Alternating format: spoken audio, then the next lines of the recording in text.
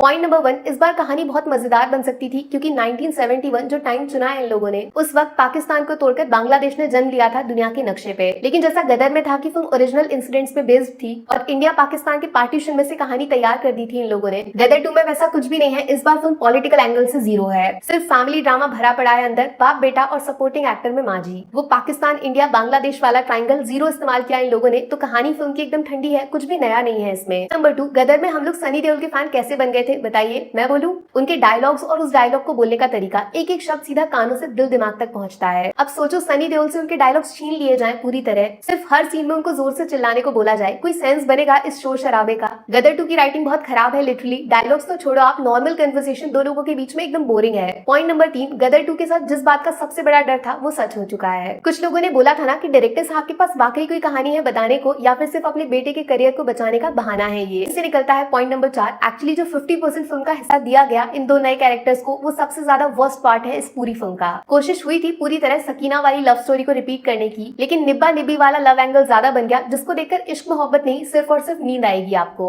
सिर्फ एक काम करो, फिल्म से आप सनी देओल को थोड़ी देर के लिए हटा के देखो, तो बाकी जितने भी लोग अंदर दिख रहे हैं सबने जी तोड़ मेहनत से ओवर एक्टिंग की है। आपस में कॉम्पिटिशन कर रहे हैं कौन कितनी ओवर एक्टिंग करेगा। ऊपर मैंने आपको बताया राइटिंग तो खराब है ही, इसीलिए डायलॉग्स वीक हैं, लेकिन जिस तरह ये लोग इनको बोलते हैं वो फिल्म को और ज्यादा नुकसान पहुंचाता है। पॉइंट नंबर 6, गदर में हम जिस तारा सिंह से मिले थे वो हाथ पैरों की लड़ाई में विश्वास रखता था, इसीलिए उसका एक्शन रॉ नेचुरल मासी लगता था, जिसकी वजह से सनी देओल का स्क्रीन प्रेजेंस खतरनाक था। लेकिन गदर 2 के एक्शन सीन्स टोटली एवरेज है, कोई एक भी सीन में आपको वो पुराना वाला तारा सिंह नहीं मिलेगा। सिर्फ एनिमेशन और वीएफएक्स के दम पर गाड़ियां हवा में उड़ाना, इसको गदर नहीं बोलते, सॉरी। वो तो थैंक यू बोलना चाहिए फिल्म के मेकर्स को, इस हैंडपंप को। थिएटर में इसके लिए ज्यादा तालियां बजाई लोगों ने फिल्म के एक्टर्स के मुकाबले। पॉइंट नंबर 7, सिर्फ एक अच्छा काम जो डायरेक्टर साहब ने किया वो है पुराने गानों से छेड़छाड़ न करना, जैसे कि तैसे वही पुराने गाने, सेम सिंगर्स, इवन लिरिक्स में एक एक शब्द भी बिल्कुल जैसे का तैसा। इनको सुन के पुरानी वाली फिल्म के साथ जो यादें जुड़ी हैं लोगों की, वो बार बार दिमाग में छलांग मारती हैं। पॉइंट नंबर 8, गदर 2 के सिर्फ नाम में गदर है, जबकि ये नई वाली फिल्म पुरानी वाली गदर के कंपैरिजन में 10% भी नहीं है। ऐसा मैंने इसीलिए बोला क्योंकि गदर में मौजूद हर कैरेक्टर के पास एक रीजन था उस कहानी में शामिल होने का, किसी को जबरदस्ती नहीं डाला। जबकि इस बार गदर 2 फिल्म कम और रोजगार योजना ज्यादा लग रही है मुझे। अपने रिश्तेदारों को काम देने के लिए गदर जैसी फिल्म की लेगेसी के साथ कॉम्प्रोमाइज करना बॉस पाप लगेगा पक्की बात। कोई भी कहीं से उठ के फिल्म में चला आ रहा है, चाहे फिर उसका कहानी में होना जरूरी है भी या नहीं, फालतू के कैरेक्टर्स हैं सारे के सारे।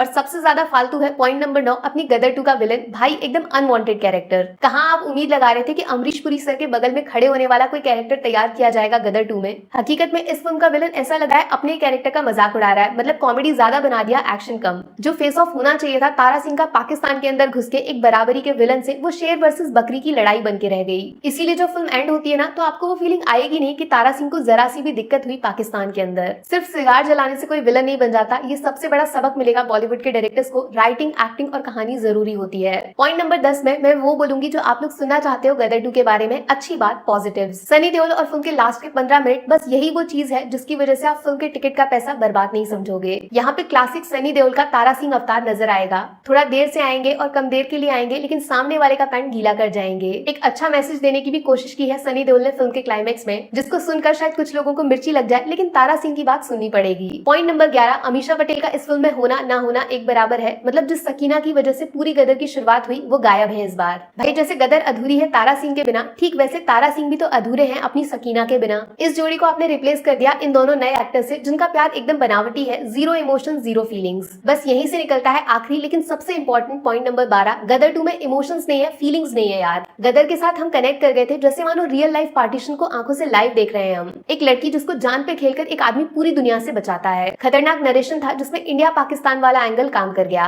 एक एक सीन को सेलिब्रेट किया था लोगों ने उस टाइम, और इस बार भी सेम यही चीज करना चाहते थे, लेकिन मेकर्स ने मौका ही नहीं दिया। मेरी तरफ से फिल्म को 5 में से 2 स्टार्स। पहला सनी देओल की स्क्रीन प्रेजेंस और दूसरा क्लाइमैक्स के आखिरी 15 मिनट। नेगेटिव्स में सबसे बड़ी कमजोरी है फिल्म की राइटिंग, पुअर डायलॉग्स, दूसरा नए कैरेक्टर्स की जबरदस्त ओवर एक्टिंग, और तीसरा जरूरत से ज्यादा लंबे सीन्स जो ज्यादा खराब इसीलिए लगेंगे क्योंकि इनमें फीलिंग्स और इमोशंस 22 साल वाले एकदम गायब हैं। सॉरी, दिल से एक बात बोलूं, मेकर्स को गदर 2 बनानी ही नहीं चाहिए थी, उस फिल्म की इज्जत को बर्बाद कर दिया खुद अपने हाथों से।